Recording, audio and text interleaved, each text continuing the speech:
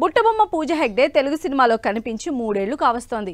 F2లో special సాంగ్లో మెరిసిన పూజ తర్వాత నుంచి బాలీవుడ్లో బిజీ అయిపోయారు. అలా తెలుగు స్క్రీన్కు దూరమైన పూజ తెలుగు మూవీ ఎప్పుడొస్తుందా అని ఈగర్గా వెయిట్ చేస్తున్న ఫ్యాన్స్ను ఓ న్యూస్ ఎక్సైట్ చేస్తోంది. ఆచార్య డిజాస్టర్ తర్వాత తెలుగు స్క్రీన్కు దూరమయ్యారు పూజా హెగ్డే. F2లో స్పెషల్ సాంగ్లో మెరిసింది. సౌత్లో వరుసగా ఫ్లాప్స్ వస్తున్నాయని నార్త్కి వెళ్తే అక్కడ సేమ్ రిపీట్. సల్మాన్ ఖాన్తో చేసిన కిసీకా భాయ్ కిసీకా జాన్ సినిమా కూడా డిజాస్టర్గా నిలిచింది. ప్రజెంట్ కూలీ సినిమాలో స్పెషల్ సాంగ్ చేస్తున్న పూజ సూర్యతో చేసిన రెట్రో సినిమాతో పాన్ ఇండియా ఆడియన్స్ ముందుకు రాబోతున్నారు. ఈ సినిమా ప్రమోషన్స్ లో భాగంగానే తన నెక్స్ట్ తెలుగు సినిమాపై అప్డేట్ ఇచ్చారు పూజా హెగ్డే. పూజా హెగ్డే తన ఫ్యాన్స్ కు అదిరిపోయే న్యూస్ చెప్పారు.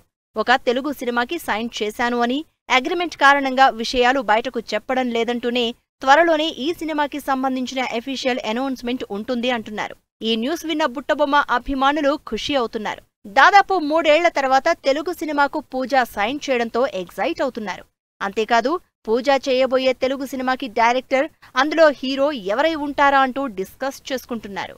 ఒక లైలా కోసం మూవీతో తెలుగు స్క్రీన్ కు ఇంట్రడ్యూస్ అయిన పూజా హెగ్డే ముకుందాలో గోపికమ్మగా ట్రెడిషనల్ లుక్స్ లో ఆకట్టుకుంది. ఆ తర్వాత అల్లు అర్జున్ డీజేలో తన గ్లామర్ షోతో తెలుగు స్క్రీన్ను హీటెక్కించారు.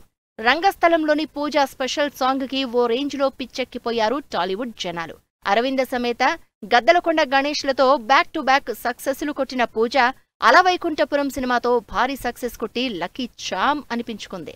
అయితే most eligible bachelor, Radhe Shyam, Acharya సినిమాలు ఆ లక్కును కంటిన్యూ చేయలేకపోయాయి. త్వరలో చేయబోతున్న తెలుగు సినిమాతోనైనా పూజకు లక్ కలిసొస్తుందని ఎక్స్పెక్ట్ చేస్తున్నారు ఫ్యాన్స్.